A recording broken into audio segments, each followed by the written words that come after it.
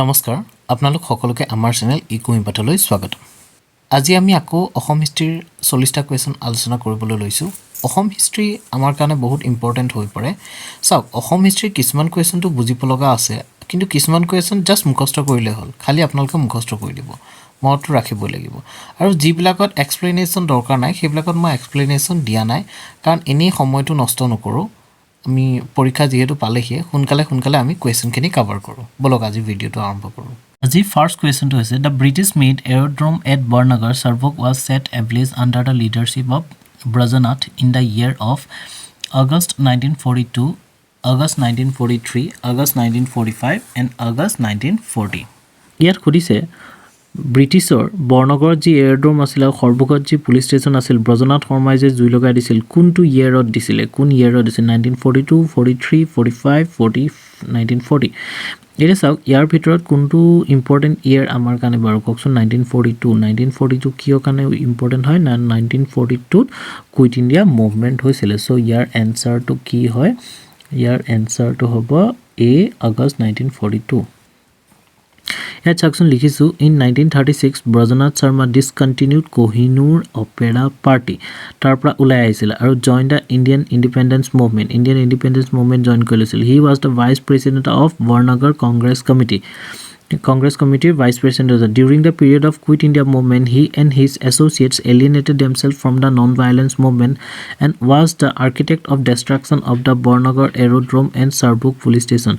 Quit India movement or time তেওঁ কি কৰিল তেওঁ আৰু তেওঁৰ লগৰখিনিয়ে কি কৰিলে নিজকে নন ভায়োলেন্সৰ পৰা আঁতৰাই আনিলে আৰু তেওঁলোকে বৰনগৰ এৰোড্ৰম আৰু সৰ্বক পুলিচ ষ্টেচনৰ ডিষ্ট্ৰাকচনৰ প্লেনিং কৰিলে তেওঁলোক বিহাইণ্ড আছিল For the same, he was jailed for 3 years in 1943. After that jailed period, he went into business.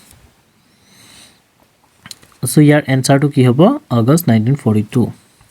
Next, which archaeologist found the seal of Bhaskarvarman during the excavation of ruins of Nalanda in 1917 and 1918?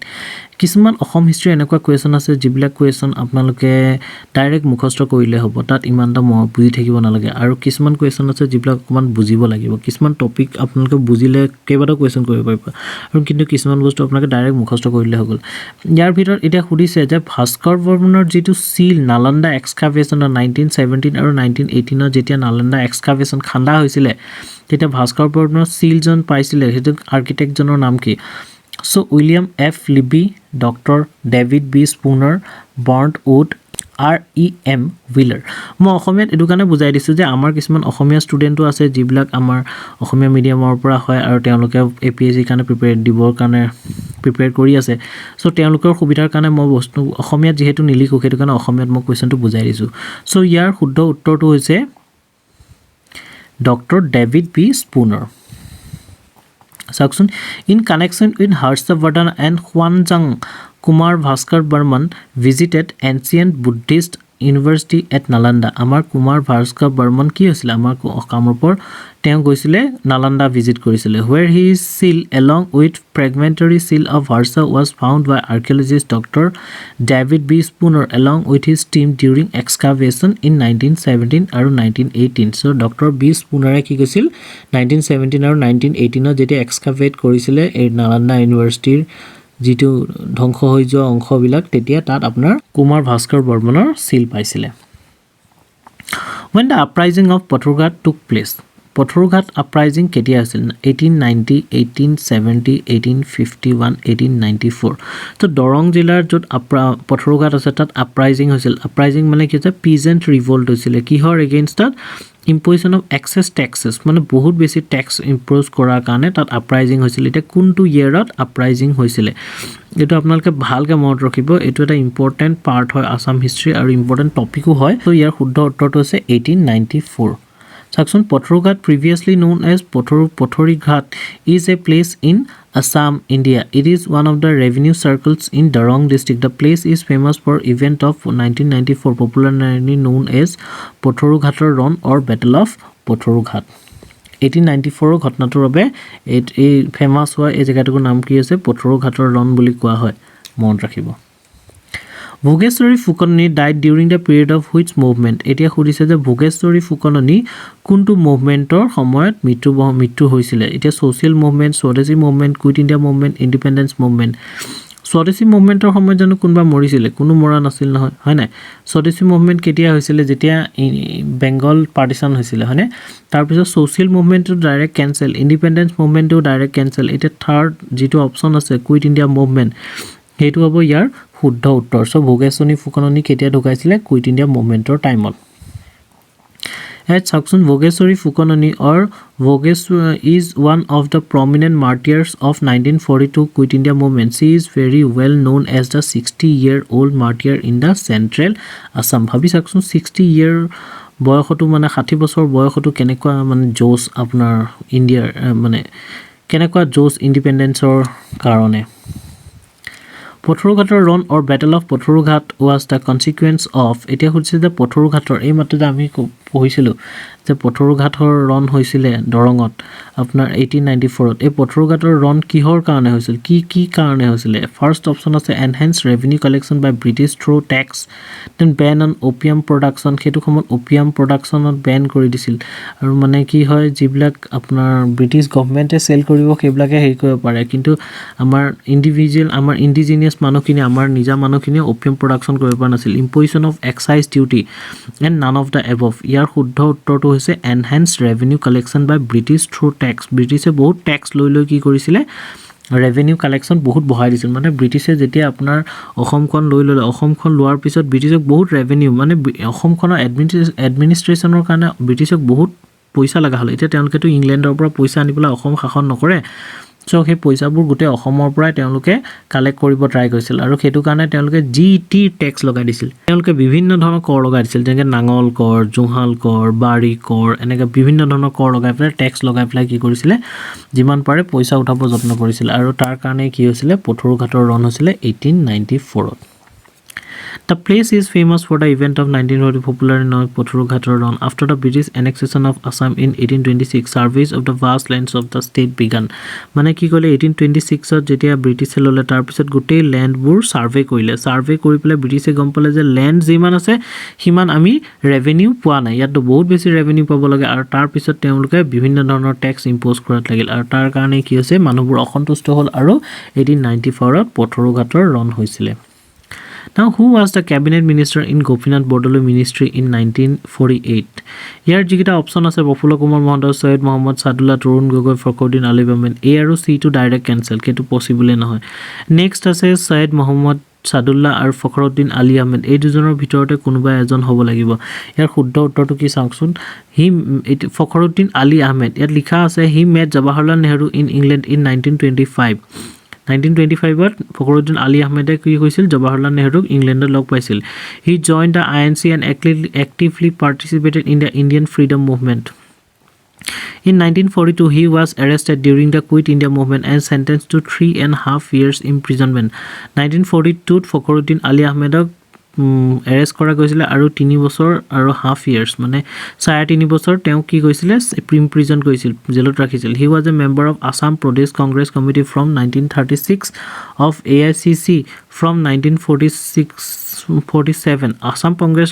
Congress Committee member আছিল 1936 ৰ পৰা কিন্তু All India Congress Committee member আছিল 1947 ৰ পৰা 1974 and remained the Minister of Finance Revenue and Labor in 1948 Gopinath Bordoloi Ministry কিহত আছিল হেতু মনত ৰাখিব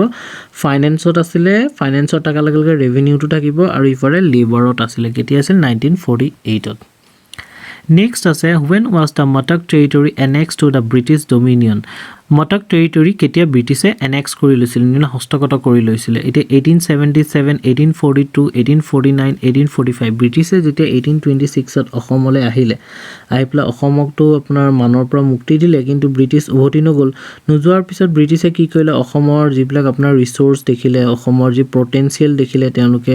ৰেভিনিউ কালেকচনে হওক বা তেওঁলোকৰ বিজনেছৰ প্ৰফিটৰ কাৰণে হওক তেওঁলোকে যেটো অসমৰ পটেনশিয়েল দেখিলে তাৰপিছত তেওঁলোক অসম এৰি নগ'ল আৰু অসমত কি কৰিলে অসমত থাকি লাহে লাহে অসমখনটো তেওঁলোকে নিজৰ কৰি ল'লেই আৰু অসমৰ চাৰিওফালে যিমানবোৰ আপোনাৰ প্ৰিন্সলি ষ্টেট আছিলে সৰু সৰু সব ষ্টেটবিলাক তেওঁলোকে কি কৰিলে এনেক্স কৰি ল'লে জোৰ জবৰদস্তি যি টি বিভিন্ন প্ৰকাৰে তেওঁলোকে সেইবোৰ নিজৰ কৰি ল'লে তেওঁলোকৰ আধিপত্য তাত স্থাপিত কৰিলে তো এতিয়া যিটো মটক টেৰিটৰি আছিল মটক টেৰিটৰিত তেওঁলোকে কেতিয়া স্থাপিত অধিকাৰ লৈ লৈছিলে কোনটো ইয়াৰত লৈছিল 1842 answer in 1842 the region of Matak and Sadia was also annexed by British authorities and in 1854 the North Cachar Hill district under Tularam Senapati's administration was also annexed into British Empire মানে 1854 ত তেওঁলোকে Tularam Senapatir administration under থকা North Cachar Hill district কো নিজৰ অন্তৰ্গত কৰি লৈছিলে বা into British Empire thereby completing their conquest and consolidation of their rule in Assam আৰু তেওঁলোকে এনেকৈ তেওঁলোকৰ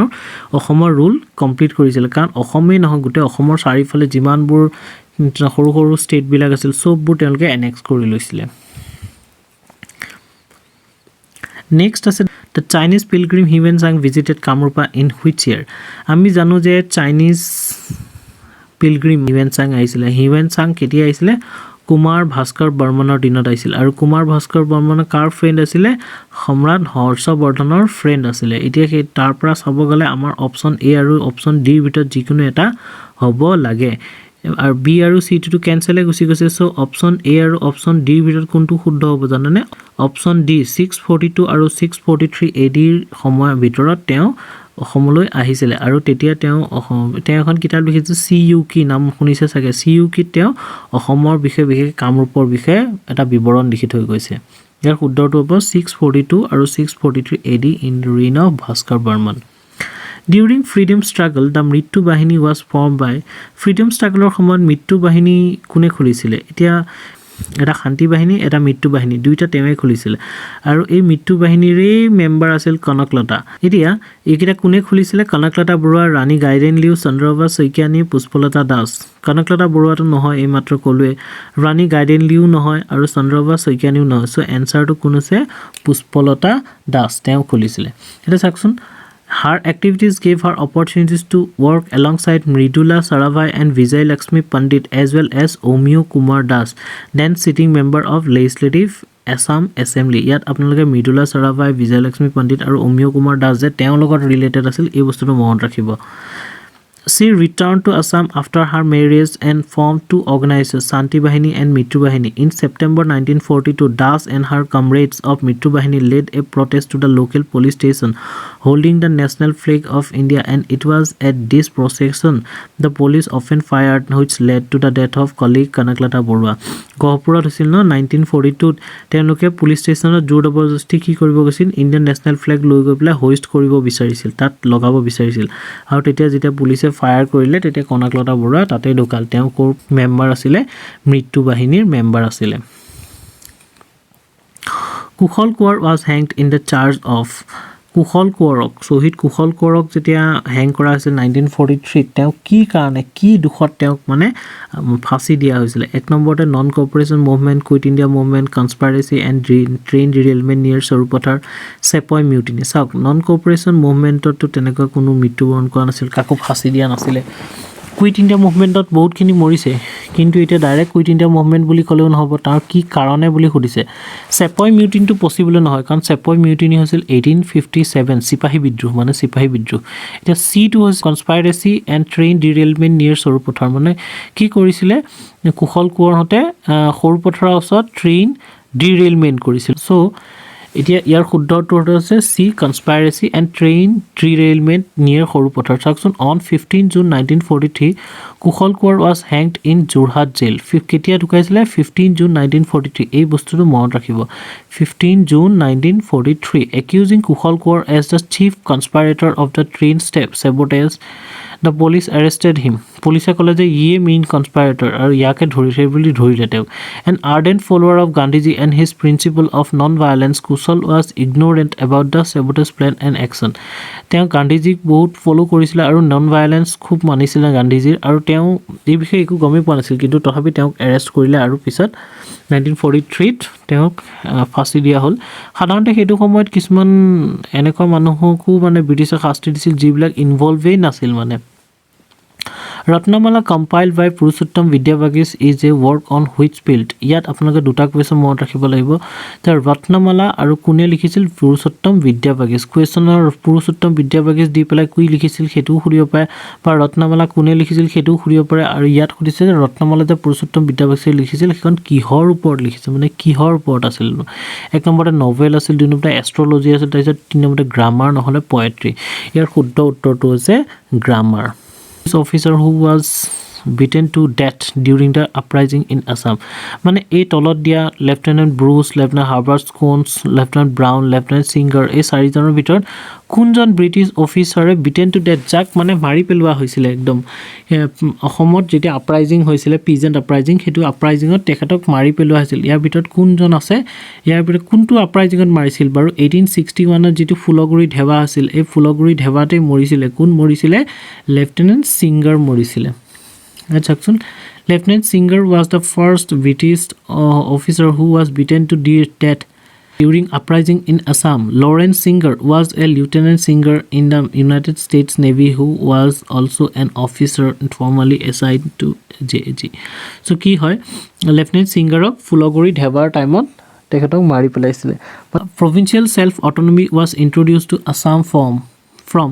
provincial self autonomy introduce কৰিছিল অসমত 1928 1935 1942 1919 provincial self autonomy so provincial autonomy কেতিয়াৰ পৰা দিছিল 1935 1935 কি আহিছিল বাৰু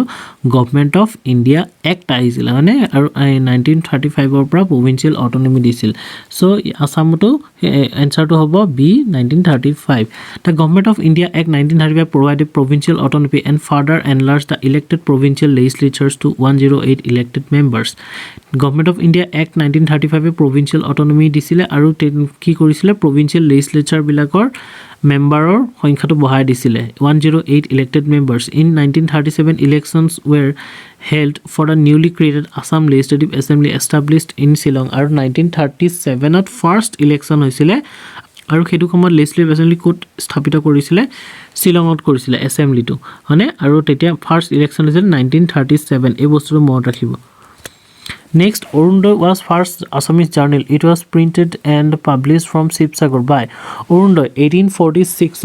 published Ohomor Prothom journal magazine asile Orundoy. So এই Orundoyখন 1846 কোনে পাবলিশ কৰিছিলে ৰবাৰ্ট ব্ৰুচ নাথান ব্ৰাউন ওটি কাটাৰ মাইলছ ব্ৰনছন ইয়াৰ শুদ্ধ উত্তৰটো হৈছে Nathan brown actually Nathan brown এজন আমেৰিকান বেপ্টিষ্ট মিছনাৰী আছিল তেওঁ শিৱসাগৰৰ পৰা অৰুণোদয়খন পাবলিশ কৰিছিল আৰু এই বেপ্টিষ্ট মিছনাৰী সকলক জেনকিনছে অসমলৈ ইনভাইট কৰি আনিছিল এই monthly magazine news magazine called Orundoy a first from Assam was published from Sibsagar in January 1846 with an American Baptist missionary Nathan Brown the publication ushered in new era in Assamese journalism and literature in 1897 who translated the Bargaon copper plate of Ratnapala এটা কৈছে যে 1897 ত কোনে বৰগাঁৱৰ copper প্লেটখন ৰত্নপালাৰ দিনৰ copper প্লেটখন translate কৰিছিলে এনেকুৱা ধৰণৰ question বিলাক ন আপোনালোকে ডাইৰেক্ট মনত ৰাখিব মুখস্থ কৰি দিব ডক্টৰ হোমলে এম কোচ সিইজি গ্লেজ এণ্ড ডক্টৰ এস কে ভুঞা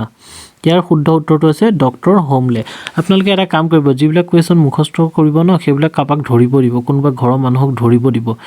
ধৰোতে আপোনাৰ কি হৈ যাব এইকিদিন সময় আছে এইকিদিনো ধুনীয়াকৈ সময় আছে এইকিদিন আপুনি যদি ধৰে তেনেকৈ মনত থাকি যাব আৰু তেতিয়া শুদ্ধ হ'ব ভিডিও চোৱাটো মই ভাল বুলি ভাবোঁ যদি প্ৰয়োজন হয় কাৰণ এনেকুৱা হৈছিল 2016 মোৰ লগতে হৈছিলে 2016 প্ৰিলিমছ এতিয়া আছিলে APSC প্ৰিলিমছ তাৰ আগদিনাখন ৰাতি 10:30 11 বজাত মই এটা ভিডিও চাই আছিলোঁ মই মানে সব টপিক পঢ়ি হল অলপমান টপিক অলপ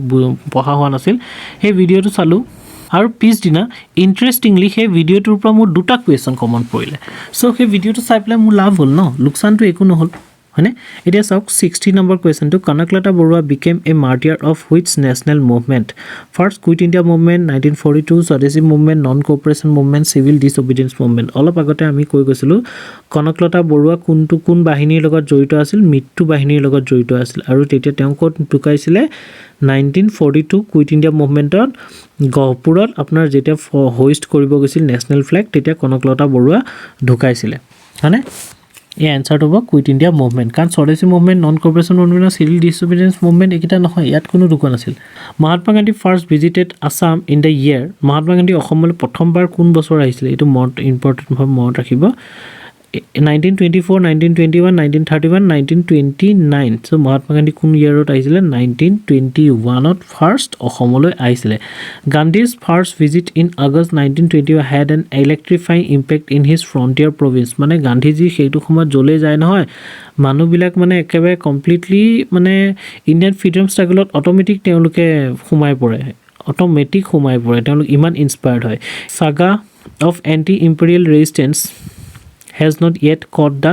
imagination of most Indians even before Gandhi arrived in Assam. His call for non-cooperation had created havoc for the European tea planters. সাধাৰণতে কি হৈছে ইউৰোপিয়ান টি প্লেণ্টাৰ্ছবিলাকে বহুত ভয় খাইছিলে গান্ধীজীৰ আছাম ভিজিটৰ লৈ পেলাই কাৰণ গান্ধীজী বুলি কোৱাৰ লগে লগে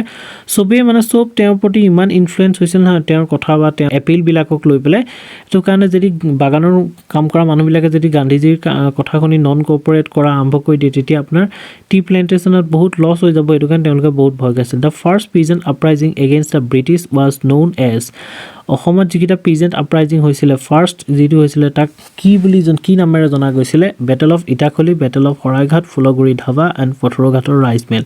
চাওক বেটেল অফ ইটাখলি কেতিয়া আছিলে 1683ত হৈছিলে ন গদাধৰ সিংহৰ দিনত 1683 হৈছিলে সেইটো কাৰণে এইটো নহয় বেটেল অফ শৰাইঘাট আছিলে 1671ত উদয়াদিত্যৰ সিংহৰ দিনত সেইটোও নহয় চ' ফুলগুৰি ধাবা কোনখনত হৈছিলে ফুলগুৰি ধাবা আছিলে 1861ত আৰু পথৰুঘাটৰ ৰাইচ মিল কেতিয়া হৈছিলে 1894 আমাক যিহেতু ইয়াত সুধিছে first peasant uprising so' first 61ৰটো হৈছিল ন এইটো কাৰণে ফুলগুৰি ধাবা ইয়াত লিখা আছে the Phulaguri uprising or Phulaguri Dhawa of 1861 shook the British administration in Assam for the first time মানে কি হৈছিলে সেইটো সময়ত এনেকুৱা কথা ওলাই গৈছিলে যে ব্ৰিটিছে বোলে তামোল পাণৰ ওপৰতো আপোনাৰ টেক্স লগাব আৰু সেইটো কাৰণে গোটেই মানুহবোৰ লগ লাগি পেলাই কি কৰিছিলে ৰিভল্ট কৰিছিলে ফুলগুৰিত Who was the first Assamese to receive Sir title from British? এতিয়া এই চাৰিটা option Chandradhar Barua Gopinath Bordoloi Syed Saadulla none of the above এই কেইজনৰ ভিতৰত কোনে আপোনাৰ ফাৰ্ষ্ট ব্ৰিটিছৰ পৰা অসমীয়া মানুহ যোনে আপোনাৰ ব্ৰিটিছৰ পৰা ছাৰ উপাধি লাভ কৰিছিলে ইয়াৰ শুদ্ধ উত্তৰটো হৈছে সৈয়দ সাদুল্লাহ কি কৰিছিলে ছাৰ উপাধিটো লাভ কৰিছিলে সৈয়দ সাদুল্লাহ কোন আছিল জানেনে সেইটো সময়ত যেতিয়া গোপীনাথ বৰদলৈ মিনিষ্টাৰ আছিলে CM আছিলে যেতিয়া গোপীনাথ বৰদলৈয়ে ৰিজাইন দিছিলে 1939ত তেতিয়া সৈয়দ সাদুল্লাহ আকৌ আপোনাৰ CM হৈছিলে মানে এবাৰ সৈয়দ সাদুল্লাহ হয় আকৌ এবাৰ আপোনাৰ গোপীনাথ বৰদলৈ হয় তেনেকৈ চলি আছিলে সেইখিনি সময়ত The Assam Legislative Assembly elected Sadullah to the Constituent Assembly of India in 1947 and later elected him to the drafting committee. So Assam Legislative Committee Sadullah ki korisil Constituent Assembly le pothiasil. Thus he helped in the preparation of Constitution of the Republic of India. As Assam Premier Muhammad Sadullah also undertook land settlement policy to populate the state with migrants from erstwhile East Bengal. মানে হেতু সময়ত কি হৈছিলে ব্ৰিটিছে অসমত through the revenue বহুতখিনি generate কৰিব বিচাৰিছিলে জুট ইণ্ডাষ্ট্ৰীত তেওঁলোকে ৰ মেটেৰিয়েলছ পঠিয়াইছিল ন সেইটো সময়ত ইংলেণ্ডলৈ আৰু জুট ইণ্ডাষ্ট্ৰীৰ কাৰণে তেওঁলোকক ৰ মেটেৰিয়েল লাগিছিলে আপোনাৰ জুট হয়নে কিন্তু সেইটো সময়ত কি হৈছিলে অসমীয়া মানুহখিনি অকণ কাম বনত এলেহুৱা কাৰণে কি হৈছিলে তেওঁলোকে খেতি কৰিব নিবিচাৰিছিল কষ্ট কৰিব নিবিচাৰিছিল সেইটো কাৰণ মোহাম্মদ সাদুল্লাহ কি কৰিছিলে বেংগলৰ পৰা ইষ্টাৰ্ণ বেংগলৰ পৰা মানুহ আনিছিলে অসমলৈ আৰু তেওঁলোকৰ থ্ৰুদি কি কৰিছিলে ইয়াত অসমত খেতি কৰাইছিল জুট কাল্টিভেশ্যন কৰিছিল আৰু তাৰ দিনতে কি আছিল লাইন সিস্টেমটো উদ্ভৱ হৈছিল known as the line system the policy had its roots in the British effort to extract more revenue from Assam by making the land more productive and ব্ৰিটিছে কি বিচাৰিছিল অসমত মাটি মানে পৰি থাকিব নালাগে পুৰা যিমান খেতি কৰ ইয়াৰ মানুহে নকৰিলে বাহিৰৰ পৰা মানুহ আনি পেলাই কৰিব আৰু কৰাই পেলাই কি কৰিব বেছি ৰেভিনিউ জেনেৰেট কৰিব Which one of the following is the only Assamese who represented India in the first Round Table Conference held at London 1930? So Gopinath Bordoloi, Chandradhar Barua, Syed Sadullah, Nabokanta Bordoloi. ইয়াত সুধিছে যে যেতিয়া round table conference হৈছিল first round table conference হৈছিল 1930 তে অসমৰ কোনজন মানুহে তাত পাৰ্টিসিপেট কৰিছিল এই কোৱেশ্চনটো ইম্পৰ্টেন্ট কিন্তু মনত ৰাখিব ইয়াত অসমৰ কোনজন মানুহে পাৰ্টিসিপেট কৰিছিলে শুদ্ধ উত্তৰটো হৈছে চন্দ্ৰধৰ বৰুৱাই কি কৰিছিলে যেতিয়া 1930 ত আপোনাৰ ফাৰ্ষ্ট ৰাউণ্ড টেবল কনফাৰেন্স হৈছিল তাত অসমৰ পৰা পাৰ্টিসিপেট কৰিছিল এই চন্দ্ৰধৰ বৰুৱাই যেতিয়া অসম সাহিত্য সভাৰ সেকেন্ড আপোনাৰ সেশন হৈছিল গোৱালপাৰা তাৰ আপোনাৰ প্ৰেসিডেন্ট আছিল আৰু অসম সাহিত্য সভাৰ যি পত্ৰিকা ওলাইছিল ন সেই পত্ৰিকাৰ তেওঁ ফাউণ্ডাৰ সেক্ৰেটাৰী আছিল he was the second president of Assam Sahitya Sabha held at Goalpara in 1818 and 1918 oh sorry dei moi jodi apnar 1818 buli kolu yar agote tetia hole etu bhul hoisile moi konta bhul hoise actually 1918 ot Goalpara jetia hoisile tat apnar teu ki hoisile president hoisile aru teu founder secretary asil Assam Sahitya Sabha patrikar next when did the Assam movement or Assam agitation take place Assam Agitation Assam আন্দোলন নামটো আমি সবে শুনিছো এতিয়া খুদিছে যে অসম আন্দোলন কোন ইয়াৰৰ পৰা কোন ইয়াৰৰ ভিতৰত হৈছিল ইয়াত যিকিটা অপচন দিয়া আছে ইয়াৰ ভিতৰত কোনটো অপচন হয় বাৰু কওকচোন ইয়াৰ ভিতৰত অপচনটো হয় 1979 টু 1985 আসাম আন্দোলন হৈছিল আৰু 1985 ত যেহেতু শেষ হৈছিল আৰু তেতিয়া আসাম একৰ্ডখন সাইন কৰা গৈছিল এই আসাম আপোনালোকে চাব মন কৰিব যে আসাম একৰ্ড কোন ইয়াৰত কোন ডেটত আপোনাৰ সাইন কৰা গৈছিল আৰু আসাম একৰ্ড সাইনৰ ক্ষেত্ৰত কোন কোন party involved asile te yat likha ase this movement was started in 1979 under the leadership of all Assam Student Union and all Assam Gana Sangram Parishad and officially ended on 15 August 1985 after coming with an understanding with the government of India which found official expression in the memorandum of understanding popularly known as Assam Accord 1985 tamne ki hoisile Assam agitation hoisil 1979 or 1985 bole aru 1985 ot apnar ekhon Assam Accord sign hoisile kundina 15 August dina sign hoisile kar major sile union government Assam government ASU aru all Assam Gana Sangram পৰিষদৰ মাজত আপোনাৰ Assam Accord sign কৰা গৈছিল next question who was the first chief commissioner of Assam Assam 1874 to chief commissioners provincially transfer হৈছিল chief commissioner province হৈ গৈছিল 1874 ত আৰু এই chief commissioner province হওঁতে যেতিয়া ফাৰ্ষ্ট chief commissioner জন কোন আছিল ইয়াৰ ভিতৰত উত্তৰটো হৈছে C.R.H. Keatings Captain Thomas Welsh recorded that the Assam Patra Mantri was composed of Thomas Welsh ketia ahisile Captain Thomas Welsh ahisile apunar 1792 jetia apunar Muamuria বিদ্রোহ হৈ আছিল মুয়ামুৰিয়া বিদ্ৰোহৰ সময়ত আপোনাৰ ওয়েলছক মাতি আনা হৈছিল গৌৰীনাথ সিংহই লৈ ওয়েলছক মাতি আনিছিল হেল্প কৰিবলৈ আহিছিল ওয়েলছ কেপ্টেইন ওয়েলছে যেতিয়া আহিছিল আৰু তেতিয়া কি লিখিছিল পাত্ৰ মন্ত্ৰী কিমান আছিল বুলি লিখিছিল ইয়াৰ শুদ্ধ উত্তৰটো হৈছে কোন আছিল পাত্ৰ মন্ত্ৰী ককচোন বৰগোহাঁই আছিল বুঢ়াগোহাঁই আছিল বৰপাত্ৰ গোহাঁই আছিল বৰফুকন আছিল আৰু বৰবৰুৱা আছিল সো শুদ্ধ উত্তৰটো কি আছে 5 মিনিষ্টাৰ্স Next ase the wasteland rule was passed under which one of the commissioner mane kunjon commissioner underot wasteland rule pass kora goise etu direct apnaloke monot rakhibo yar shuddho uttortu hoise Francis Jenkins Who was the ruler of North Cachar before British annexation? মানে ব্ৰিটিছে যেতিয়া 1854 ত North Cachar annex কৰিছিল তাৰ আগতে North Cachaৰৰ ruler কোন আছিল লক্ষ্মী চন্দ্ৰ গম্ভীৰ সিং নিৰ্ভয় নাৰায়ণ আৰু তুলাৰাম সেনাপতি সো ইয়াৰ শুদ্ধ উত্তৰটো হৈছে তুলাৰাম সেনাপতি Section Tularam was a ruling chief of the hilly tract north portion of the Cachar or Dima Hasao. His territories were annexed after he died in 1854. Thus, entire Cachar came under British occupation. The key was 1854 যেটি আপনার তুলারাম সেনাপতি ঢুকাইছিল তার পিছতে ব্রিটিশে কি কৰিছিল ব্ৰিটিশৰ আন্ডাৰত লৈ আনিছিল Who was the first president of Swaraj Party in Assam during freedom movement? এতিয়া কংগ্ৰেছ খিলাফত স্বৰাজ পাৰ্টি যেতিয়া গঠন হৈছিল ইয়াৰ অল ইণ্ডিয়া প্ৰেসিডেন্ট আছিল চিত্ৰৰঞ্জন দাস এই স্বৰাজ পাৰ্টিৰ অসমত যেতিয়া তাৰ ব্ৰাঞ্চ খোলা গৈছিল অসমত কোন হৈছিল ফাৰ্ষ্ট প্ৰেসিডেন্ট অসমৰ স্বৰাজ পাৰ্টি প্ৰেসিডেন্ট কোন হৈছিল তৰুণৰাম ফুকন চিত্ৰৰঞ্জন দাস গোপীনাথ বৰদলৈ মতিলাল নেহেৰুটো হ'ব নোৱাৰে কাৰণ তেওঁ অসমৰ নহয় চিত্ৰৰঞ্জন দাস নহয় Chitraranjan Das all India president আছিল গোপীনাথ বৰদলৈ বা তৰুণৰাম ফুকনৰ ভিতৰত এজন হ'ব পাৰে এতিয়া শুদ্ধ উত্তৰটো হৈছে Tarunram Phukan In December 1922, Chittaranjan Das, Narsimha Chintaman Kelkar and Motilal Nehru formed the Congress Khilafat Swaraj Party and Das as a president and Nehru as one of the secretaries. Ketia khulisile 1922 monot rakhibo. তাৰপিছত আছে the historic Assam Accord was signed on অলপ আগতে মই কৈ গৈছো যে Assam Accord কেতিয়া sign কৰা গৈছিলে এটা উত্তৰটো আছে 15 আগষ্ট 26 জানুৱাৰী 1986 15 August 86 আৰু 15 August 87 চাওক মই কি কৈছিলো যে আসাম এজিটেশন কেতিয়াবা কেতিয়ালে হৈছিলে আসাম আন্দোলন 79 ৰ পৰা 85 লৈ কেতিয়া শেষ হৈছিল 85 ত শেষ হৈছিল 85 ত যেহেতু শেষ হৈছে নিশ্চয় আপোনাৰ 85 ত কিবা একৰ্ড সাইন হৈছে আৰু এই সাইন হোৱা একৰ্ডৰ আন্ডাৰত আপোনাৰ কি আছে অসম আন্দোলন শেষ হৈছিল এতিয়া যে আপোনাৰ এই একৰ্ড যে সাইন হৈছিল কোনটো ডেটত হৈছিল এটা বস্তু ইম্পৰ্টেন্ট হয় আপোনালোকে মনত ৰাখিব যে 15 আগষ্ট 1985 ত আসাম একৰ্ড সাইন হৈছিল কাৰ মাজত হৈছিল মই অলপ আগতে কৈ গৈছিলো ইন্ডিয়ান গভৰ্ণমেন্ট আছে আসাম গভৰ্ণমেন্ট আছে আসু আছে অল আসাম গণ সংগ্ৰাম পৰিষদ আছে মানে answer The Assam Accord was signed on 15 August 1985 between Union of India, Government of Assam, All Assam Student Union and All Assam Gano Sangram Porikhod.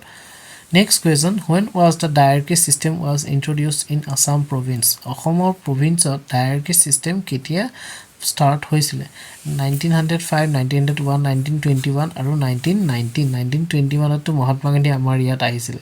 1905 ত আপোনাৰ স্বদেশী মুভমেন্ট স্টাৰ্ট হৈছিল তো 1919 ত কি আছিল মন্টেগো চেমস্পৰ্ট ৰিফৰ্ম আহিছিল গভৰ্ণমেন্ট অফ ইণ্ডিয়া এক্ট 1919 ৰ মতেদি 1919 ত কি আছিল ডায়াৰ্কি সিস্টেম ইন্ট্ৰোডিউস কৰা গৈছিল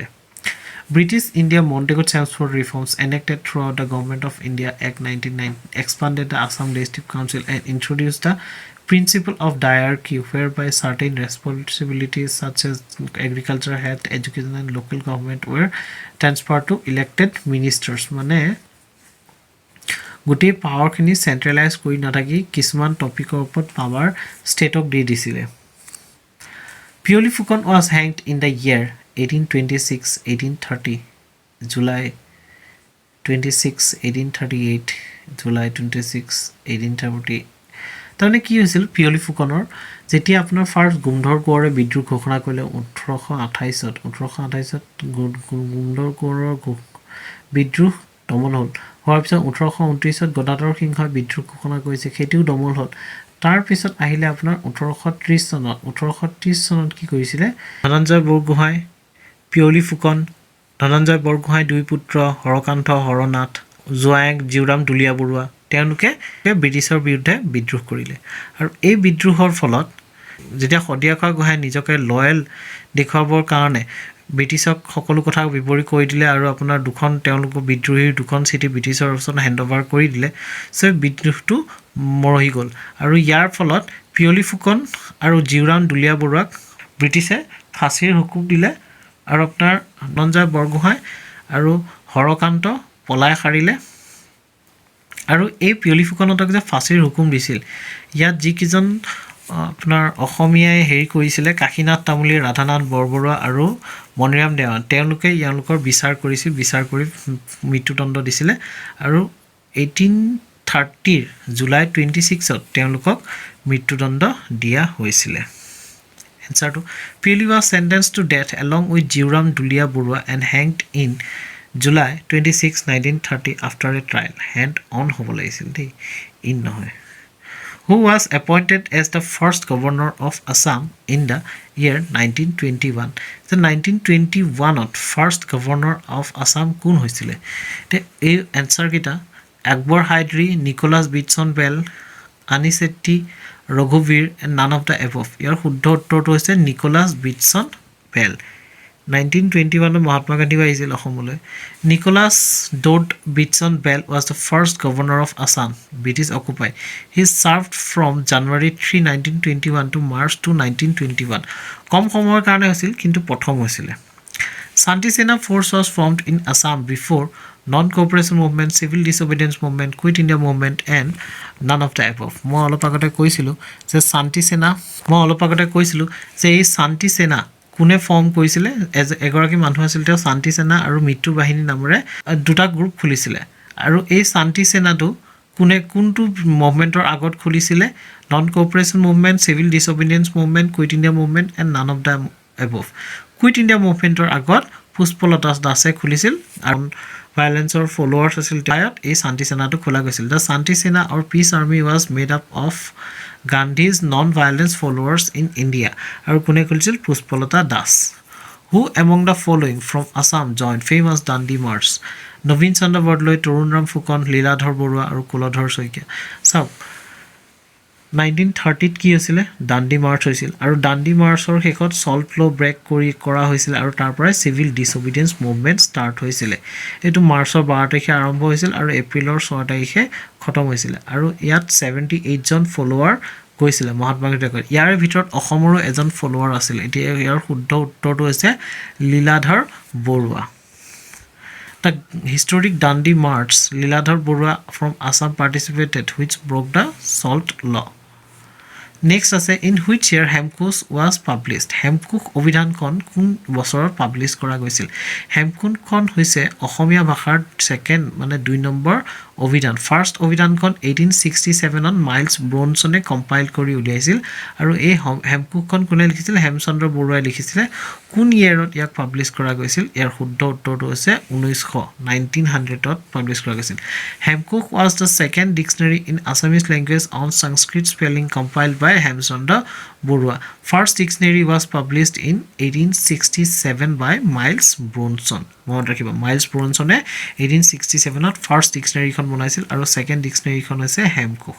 1900 ত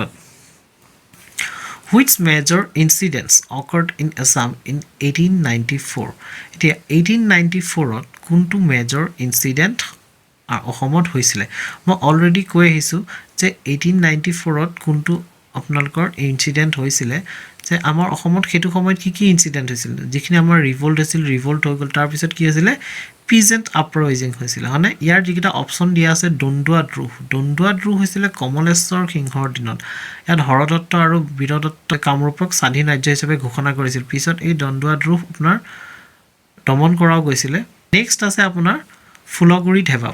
ঢেবা কি হৈছিল 1861 ত ৰহাৰ ওচৰৰ ফুলগুৰিত কি হৈছিল আপোনাৰ তাত ৰাইজমেল হৈছিল আৰু ইয়াকে কি বুলি কোৱা হৈছিল ফুলগুৰি ঢেবা বুলি কোৱা হৈছিল 1861 ৰ আৰু তাৰ নেক্সট হৈছে পথৰুঘাটৰ পিজেন্ট আপৰাইজিং কেতিয়া হৈছিল টেক্সৰ এগেইনষ্ট হৈছিল এনহেন্স টেক্স বহুত বেছি টেক্সৰ এগেইনষ্ট হৈছিল 1894 সো এনসাৰটো হৈছে এ পথৰুঘাটৰ peasant uprising the precursor of Assam Sahitya Sabha Assam সাহিত্য সভাৰ আগতে মানে কি আছিল অসম সাহিত্য কোনটো অনুষ্ঠান আছিল এক নম্বৰতে অসম ছাত্ৰ সন্মিলন দুই শিৱসাগৰ জিলা সাহিত্য সভা দেন আসাম সন্মিলন দেন অসমীয়া ভাষা উন্নতি সাধিনী সভা অসম সাহিত্য সভাৰ মেইন কাম কি আছিল অসমৰ লিটাৰেচাৰ অসমৰ কালচাৰ প্ৰমোট কৰা হয়নে সো ইয়াৰ আগতে আপোনাৰ কোনটো অৰ্গানাইজেচন আছিল অসমীয়া ভাষা উন্নতি সাধিনী সভা তো এনসাৰটো হৈছে ডি অসমীয়া ভাষা উন্নতি সাধিনী সভা was a literary organization formed in 1888 আৰু ইয়াৰ ফাৰ্স্ট সেক্ৰেটাৰী কোন আছিল শিৱৰাম শৰ্মা বৰদলৈ এই দুটা বস্তু মনত ৰাখিব 1888 ত স্থাপিত হৈছিল আৰু শিৱৰাম শৰ্মা বৰদলৈ ফাৰ্স্ট আপোনাৰ সেক্ৰেটাৰী আছিল তাৰ next question to the first railway line in Assam was established in the year 1881 1851 1901 আৰু 1889 কোন বছৰ আপোনাৰ অসমত ফাৰ্স্ট ৰেলৱে লাইন এস্টাব্লিশ হৈছিল মিটাৰ গজ এস্টাব্লিশ হৈছিল আৰু ইয়াত কেতিয়া হৈছিল ডিব্ৰুগড় আৰু মাৰ্ঘেৰিটাৰ মাজত হৈছিল বিশেষকৈ কয়লা আৰু চাহপাতৰ অনানিয়া কৰিবৰ কাৰণে হৈছিল এতিয়া আনসাৰটো হৈছে এ 1881 Assam got its first railway line in 1881 when the Assam Railway and Trading Company set up meter gauge track বনাইছিলে mainly used for the transportation of tea and coal. A 65-kilometer long meter gauge line was constructed from Dibrugarh to Margherita. Itu বস্তু মনত ৰাখিব কিমান দীঘল আছিলে 65 kilometer. সুধিব পায় না the first railway line in Assam was how much long? মানে 65 kilometer কৰপৰা ক'লে Dibrugarh to Margherita. Next is who was the central figure of revolt 1857? 1857 or revolt কি revolt হৈছিল 1857 ত সিপাহী বিদ্ৰোহ বা সেপয় মিউটিনি হৈছিল আৰু সেপয় মিউটিনি সময়ত কি হৈছিল আমাৰ যিবিলাক ইণ্ডিয়ান সোলজাৰ্ছ আছিল গোটেইবোৰ নহয় যিবিলাক নৰ্থ ইণ্ডিয়ান সোলজাৰ্ছ আছিল তেওঁলোকে ব্ৰিটিছৰ এগেইনষ্টত কি কৰিছিল বিদ্ৰোহ কৰিছিল এই সেপয় মিউটিনিৰ লগতে এনফিল্ড ৰাইফলড তাৰ পিছত ইফালে মংগল পাণ্ডে তেওঁলোক জড়িত হৈ আছে মানে কিন্তু সেই বিদ্ৰোহৰ যেতিয়া ভাৰতৰ বাকিবোৰ অঞ্চলত বিদ্ৰোহ হৈছিল নৰ্থ ইণ্ডিয়াৰ সাইডত তেতিয়া অসমতো আপোনাৰ সেই বিদ্ৰোহৰ ঘোষণা কৰিছিল আৰু ভাৰতৰ ব্ৰিটিছৰ এগেইনষ্টত বিদ্ৰোহ ঘোষণা কৰিছিল আৰু ব্ৰিটিছক যাতে ব্ৰিটিছৰ এগেইনষ্টত বিদ্ৰোহ দিবৰ কাৰণে কোনে মেইনলি পাৰ্টিসিপেট কৰিছিল ইয়াৰ ভিতৰত উত্তৰটো হৈছে মণিৰাম দেৱান সি Maniram Dewan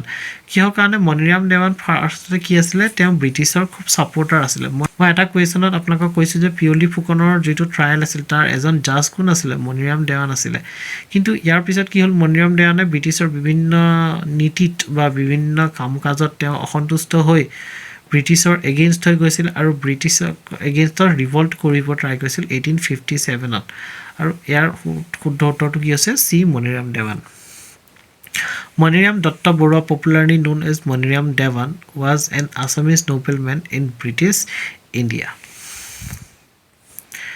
In which year Assam was completely annexed into the British Empire? 1905, 1974, 1938, 1939. যেতিয়া 1826 ত ব্ৰিটিছ আহিলে ব্ৰিটিছে ফাৰ্ষ্ট মানখিনি খেদি লৈ পেলাই অসমক উদ্ধাৰ কৰিব আহিছিল কিন্তু তাৰ পিছত তেওঁলোকে অসমত নিগাজিকৈ থাকিবলৈ ললে আৰু যেতিয়া তেওঁলোকে প্ৰথমতে এটো গম পালে যে লোৱাৰ আসামৰ পৰা ৰেভিনিউ আহি যাব কিন্তু আপাৰ আসামৰ পৰা ৰেভিনিউ কালেক্ট কৰাটো বহুত প্ৰবলেম কিয়নো সেই সময়ত জাস্ট মানৰ আক্ৰমণৰ পিছতে অসমৰ আপাৰ আসাম ৰিজনটোৰ অৱস্থা একেবাৰে বেয়া আছিল মানুহবিলাক কি আছিল বহুত মানুহ মৰিলে মানৰ আক্ৰমণত আৰু বহুত মানুহ কি হল সেডেলি ভেডেলি হৈ গল ওপৰা তলৈ মানে মানৰ পৰা বাচিবৰ কাৰণে সেডেলি ভেডেলি হৈ গল আৰু যেতিয়া তেনেকৈ অসম জনসংখ্যা পপুলেশন কমি গৈছিল আপাৰ আসামৰ কি কমি গৈছিল ৰেভিনিউ কালেকশন বা ৰেভিনিউ জেনাৰেশন কেপাসিটি কমি গৈছিল লোৱাৰ আসামৰ ঠাইত তুলনাত হেতু কাৰণে ব্ৰিটিছে কি কৰিলে লোৱাৰ আসামখন নিজৰ হাতত ৰাখি লৈ পেলাই আপাৰ আসামখন 1833 পুৰন্দৰ সিংহ যিজন লাষ্ট কিং হয় আহোমৰ পুৰন্দৰ সিংহৰ হাতত আপোনাৰ অৰ্পণ কৰিলে অসমৰ আপাৰ আসাম পাৰ্টৰ এডমিনিষ্ট্ৰেচন আৰু তেওঁক এটা এনুৱেল ট্ৰিবিউট দিবৰ কাৰণে ক'লে কিন্তু কি হল 1833 যদি পুৰন্দৰ সিংহক আপোনাৰ আহোমৰ ৰজা পাতিলে কিন্তু 1838 ত পুৰন্দৰ সিংহক আহোমৰ ৰজাৰ পদৰ পৰা অতৰাই দিয়া হল আৰু তাৰ পিছত অসমখন ব্ৰিটিছৰ কোম্পানীয়ে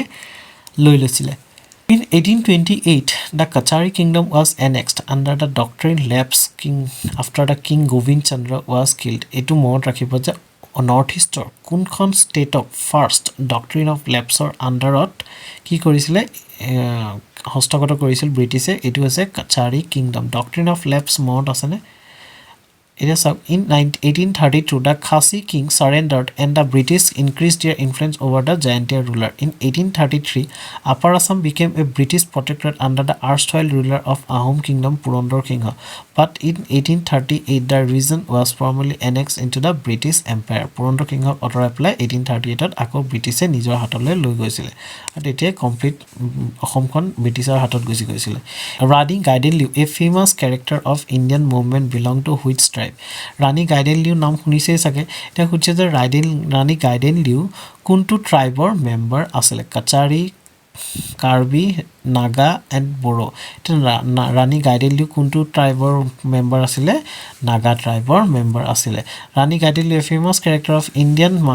movement, belonged to the Naga tribes of Assam. Who was the editor of Prachaya Sasanavali? B.K. Kakoti, Dr. Maheshwar Nok, S.K. Bhuya, and Hiren Gohai. So, এনেকুৱা ধৰণৰ যিবিলাক কুৱেশ্যন আহে কিতাপৰ নাম সেই কিতাপৰ নামবোৰ মনত ৰাখিব কেইখনমান ইম্পৰ্টেণ্ট কিতাপ আছে সেই কিতাপৰ ৰাইটাৰবিলাক মনত ৰাখিব আৰু আপোনালোকে যিমান পাৰে পুৰণা APSCৰ কুৱেশ্যনবিলাক চাবচোন তাত ধৰি লওক এনেকুৱা যিবিলাক কুৱেশ্যন পায় সেই কুৱেশ্যনবোৰ ডাইৰেক্ট মুখস্থ কৰি ল'ব কাৰণ এনেকুৱা কুৱেশ্যন ৰিপিট হ'বও পাৰে বা এনেকৈ সুধিবও পাৰে চ' তেতিয়া আপোনালোকৰ কোনো প্ৰব্লেম নাথাকে অসম হিষ্ট্ৰীৰ কিছুমান কুৱেশ্যন ডাইৰেক্ট মুখস্থ কৰিব লাগিব আৰু কিছুমান বস্তু মনত ৰাখিব লাগিব এই কুৱেশ্যনটোৰ শুদ্ধ উত্তৰটো হৈছে ডক্টৰ মহেশ্বৰ নেওগ ডক্টৰ মহেশ্বৰ নেওগৰ লগত আৰু এখন কিতাপ আছে পবিত্ৰ অসম বুলি সেইটোতো মনত ৰ'ব তাৰ এনচাৰটো কি হয় পবিত্ৰ অসম কোনে কম্পাইল কৰিছিলে সেই কৈছিলে ডক্টৰ মহেশ্বৰ নেওগে The Professor Maheshwar Neog was an Indian academic who specialized in the cultural history of the Northeast India, especially Assam. Besides being an Assamese language scholar and poet, he also wrote Povitra Ahom.